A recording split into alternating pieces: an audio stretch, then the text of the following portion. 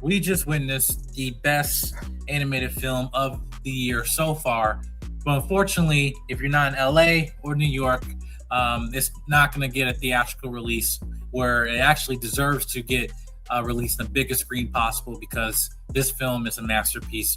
And to the studio, much as you have a hand in producing this set project and everything, but also to hell with you for putting this straight to streaming. And whoever the person decided to do this, they need to be fired in the name of the Lord. Because this is unacceptable. This is a crime against the filmmaking community and crime against the whole fan base of the Avatar brand. But anyway, Jay King, how are you feeling after watching Aang, The Last Airbender, our non-spoiler review, before we get into our thoughts on this film? Yeah, no, I have pretty much a lot of the same thoughts and minds. Again, guys, we're going to talk about the film. Non-spoiler, obviously, it comes out on streaming on July 25th. And again, for those of you who are lucky to be in LA or New York at a theater that will be playing it, I am so happy that you guys will get the chance to experience it, because again, this movie made us cry on multiple occasions.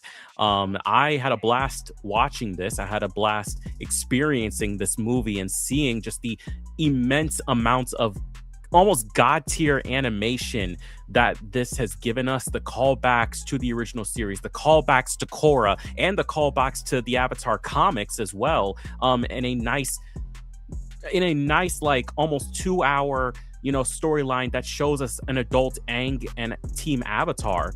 I enjoyed this a lot, but at the same time, to hell with you for putting this straight to streaming, because this is one of those experiences that you put in a movie theater for everyone to see, especially when you think about other movies that have done similar, like say Digital Circus's movie. Do you know how many fans will come out for an Avatar The Last? We grew up. I am someone that grew up when the show first came out on Nickelodeon. I've been there since the beginning. I've been there since Korra. And so it's like, I can tell you from the multiple friends I have and multiple people I've spoken to, we would have shown up for this in the movie theater if this was basically worldwide theatrical release. Even if it was for like 2-3 weeks, we would have shown up.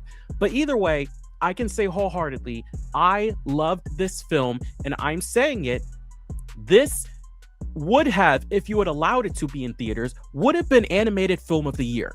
It got snubbed for an Oscar, sadly, because I wholeheartedly will say it. This deserves the Oscar nomination. This is that damn good. But it's now time we actually talk about it without talking about it, though. So yes.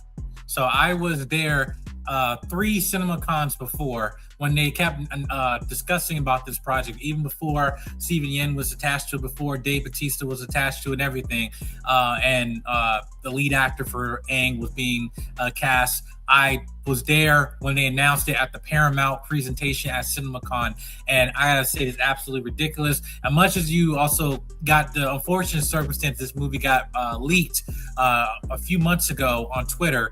For some of you people that were so eager to watch this film and not be patient when it was going to come out, but at this point, I don't even blame you at this point, because just of the malpractice and the disobedience and lack of care of this property. And my heart actually goes out to the director and writer and everyone involved in this project of terms of actually producing and making this film, along with the animation, because again, all of them were dealt with a car that they were promised a theatrical release, and here we are now with the final product. Amazing, doesn't even get the respect it deserves. But with this film, this is set between the events of Avatar: The Last Airbender, the original series, and before The Legend of Korra. And this is before they're adults. There's technically are adults in this age, but older in terms of not having children yet. In this movie, they're basically in their 20s, like our age. Technically, our age. Technically, like I think they said, like Aang is like what, either like 23 or somewhere around there, 22, 23 years old. So it's like literally around our age. Like we're a little bit older than them, probably around the same age as Zuko, if you think about it. But it's like, yeah, no, like early 20s, before the flashbacks that we saw in Korra, like, Toph is not in charge of the metal bending police. Republic City is built, but it's not to the full extent that you see it in Korra, at least not yet. Hell, a lot of things that we see in Korra get established within this film as well, but it's not to the full extent that we have seen it in the flashbacks or that we see it within Korra. It's that in between state of like after the original series and after the comics, but before Korra. And it's like it's a nice like it's that nice like in between everything that we've seen so far within the Avatar universe. And with the returning characters like Aang, Katara, Sokka, Toph, and Zuko, like you have the original gang, Team Avatar here, and they're all in different points of their lives. But what makes it also emotional, the fact that they're still connected, even though they're off doing their individual things. Aang and Katara in Republic City. Zuko is the Fire Lord. Toph is at the Earth Kingdom, and Sokka is at the Southern Water Tribe. And also with Toph having her metal bending school that you see within the comics. And with these returning characters, we had dealt with an issue where the synopsis of the film goes into the world of The Last Airbender, where he learns of ancient power that could save his culture from extinction. Because at this point, again, before The Legend of Korra, there is no children. And so Aang is the only airbender. But with the help of his friends, he embarks on a global quest to find it before it falls into wrong hands and threatens to upend the peace they sacrifice everything to achieve. And again, this also film goes into the depths of the spirit world, but we have a new character voiced by Bautista, who has a similar backstory as Aang. He is an airbender who was trapped in ice, or basically in a for many years. So but yeah, he comes from an old culture of the airbending nomads, right? And we see where Aang is in a position where he is the avatar bringing peace, but yet you do feel sense like, yeah, there's some loneliness to him that he doesn't want to admit, because yeah, he has Team Avatar, and we embark parts of that loneliness in the original series. So it's like but imagine like your childhood traumas are now being literally brought up as you're now an adult. We've seen him deal with them as a child in real time, but now we're seeing him like the effects, what most of us are going through now currently, of unpacking our childhood trauma that we really haven't had time to process, or we're getting reminders of things we thought we laid to rest, we're now putting to rest officially. But yeah, and I just felt like the message of this film, not to get any details as much as we gave you about where the world is currently right now, is that the message of having past trauma and unforgiveness to yourself is that you have to forgive yourself, because bad things will happen and consequences are going to happen, right? And all you can do is just do the best you can and learn the fact that the cherish people that in your life that brings you joy and brings you happiness, and you just do the right thing, and not letting your unforgiveness turn into guilt and to anger and rage that can consume you, right? And that's the part where I felt that was the whole message of this. And as an adult Aang, it was man, like I had literally went through this about a year or two ago, and I've unpacked that in therapy and in my marriage and everything like that, and just to see these characters, there is a authenticness to this where you feel the Avatar Studios DNA in this movie. As much as we are in the age where now we got 2 live action series, and the last one again online, probably not the most popular versions and everything, and discourse online about those adaptations. But with this is Team Avatar, this Avatar Studios, and the original team behind the show, and you feel that, and it felt like, man, I have not seen my friends in a long time, and now I'm finally seeing them in a new light, and it reminded me of the times when I was a kid, of having joy but also going through trials and tribulations with them. Yeah, no, I 100% agree, because it's like, again, the whole discourse, like, and again, yeah, we've had like many Avatar adaptations. We had the movie we don't talk about, and we've had now 2 seasons of the Netflix series, which we'll give our thoughts on that second season at some point soon, because there's definitely a lot to talk about when it comes to that. But it's just like there's a different vibe here, because it's like even though the entirety of Team Avatar is here, even with the fact that they are now having different voice actors compared to the original series, it still feels like, I haven't seen you guys really, or like you guys specifically really, in like a good long time. And so it's like now getting to return to you guys now as you're adults, now that we're all adults, and just seeing the seeds being planted for what we know you will eventually get up to, and where your paths will end up crossing later on, as we see within Korra, or that we have seen within the flashbacks within Korra, just seeing them back. And again, I think all the new voice actors for Team Avatar did a really good job. Like again, Eric Nam, who now takes over as Aang, fantastic job at like, you know, still sounding like how Aang did in the original series, but a lot more older, a lot more mature. He's gone through some stuff. He still has that trauma, but he's handling it a lot better than his like, you know, 12-year-old self did fighting the Fire Lord all those years ago. Same thing with say Steven Yeun, you know, taking over as Zuko from Dante. I think that he, again, yes, you hear Mark, you hear Invincible, I get it, but at the same time, it still very much feels like Zuko. Same thing with Jessica Matten as Katara, or Donnie Quan as Toph, or Róman as Sokka. You know, I think they all feel, it still feels like Team Avatar, still feels like Katara, Sokka, and Toph, especially Toph in that case. It's just that they sound more mature. They're not kids anymore. They're not teenagers anymore. They're adults. They've gone through some stuff and they've had years to heal past things, even if not everything is healed, as we said, because some things with Aang do come back up that we have seen in the show when he was a kid, but now we see them as an adult, that it's like, okay, but still, I'd say the heart of what these characters have, you know, been within the show is very much here. It just feels like now they have a level of maturity where they're able to handle it a lot better. Like, you're not going to see Aang crash out like he did at Toph for when Appa got taken in the original series, but you're still going to see him have that level of anger, just more directed in a, well, I wouldn't say in a positive way, but you know what I mean. To that point about, you feel these are the same friends we grew up with, but also like they're mature. Even the animation and the comedy in this, that yet, you know, this was a kids show that we watched, but with adult themes in this show. This feels like, no, the identity of this show has now evolved and mature. And now this show, whether I have, you know, children to watch this, which they absolutely can, but to me as an adult, I cherish this even more, because in this movie, they also keep the mannerisms of these characters that we were kind of missing for a long time, even in the anime style, when they're reacting, when they're getting angry or sad, whatever, and getting to like the anime elements of the Last Airbender from the original show. And then here, then you get nods even of stuff from Korra, as you know, for comedy's sake. But this was a perfect segment in time before we get to the events of Legend of Korra, and we understand like when people, non-benders, are interacting, why they, you know, feel the level of contentment now when there's supposed to be like the war is over and there's still be unity. There's always going to be conflict to happen, right?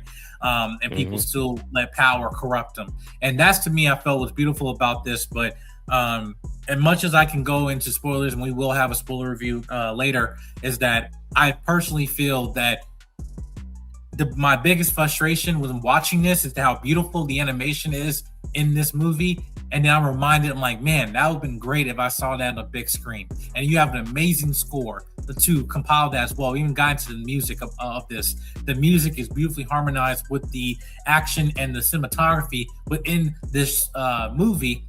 And even in terms of the animation, giving a sense of anime style, almost like a little bit of Studio Ghibli inspiration as well, from this as well, you know, taking just terms of the essence of animation and adding emotional elements on top of that as well, and having that beautifully harmonized. This does that in spades. This is the best animated film I have seen this year so far.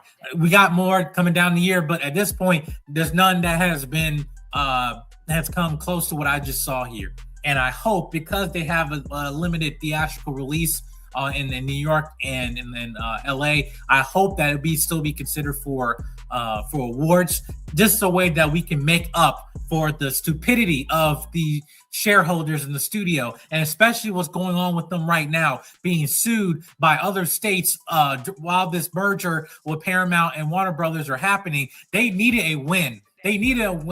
To actually, you know, give some positive press around the studio. But all we got this is Angry Birds and Street Fighter. I don't give a damn what they're doing. This could have been their ace in the hole. Like, guys, we got some beautiful RPs here, and for you, for the theatrical experience, which you promised for years. And not being a studio that stand on your word. And that's my biggest frustration, because when you have wasted potential and talent like this, is a crime in the film industry. And yes, We understand we've seen projects get canned, like Batgirl and other projects, and that probably we're not going to lead to financial success. But this IP has proven to have a large fan base that was demanding for you to give us the best content possible, and yet you gave it on a streaming service that we knew for a fact that this property, along with the writers, the director, and talent that was assigned to this was giving everything cinematic, but not any way of giving that a sense of a streaming service product. This was a cinematic product that you put on a streaming service, and it's a crime. I can go on about this. But No. I agree, because it's like this feels like just like, again, as I said, we both cried on multiple occasions watching this movie, especially towards the end in the final fight. And again, we will talk more about spoilers and the plot about this in another video, because it's like, this is just for you guys to see for now. We will talk about this amongst the many other things that we got upcoming. But it's just like, when you look at this film, this does not feel cheap. This does not feel like a made for streaming. This is not in the same vein of like, oh, we were going to make a Moana series, but we decided to turn that into Moana 2. No, this is not in that case whatsoever. This is not an animated show that they decided to put into a collection and make it a movie. No, this is a movie. This is a form of art piece. This is made by people that were a part of that original Avatar series and that loved that original Avatar series and wanted to put their all into something that was worthy of standing on the shoulders of that series and of Korra and those comics. It's like, you look at this and you're just like, why the hell am I watching this on my laptop? Why am I watching this on my small TV? No matter how good somebody's home setup could be, this was made to be in the cinemas first. This was made to have a wide audience cheer. This was made to make a wide audience cry. Like, this level of emotion, I enjoyed it. I know I would have enjoyed it even 10 times better sitting in a movie theater, reclined up, watching this with fans who, like me, grew up on this series. So the fact that this has been shelved into a Paramount Plus thing with a limited release in theaters in only 2 states, 2 big states, yes, that get movie, premieres and red carpets, but still, the fact that not everybody is near New York or LA, the fact that not everybody has the ability to go do that, and the fact that maybe not everybody has the time to get back their Paramount Plus subscription, you're doing a disservice to everybody that loves Avatar. It's like, we can have as much discourse as we want to about Korra, or we can have as much discourse as we want to about the Netflix series. But when you have something like this, that I can wholeheartedly say is my favorite freaking animated movie of the year, and is now, like, and again, the year's still fresh, but at least as I can say right now, one of my top movies of the year that I'm putting alongside many of the other ones that I could probably say are within my top movies of the year.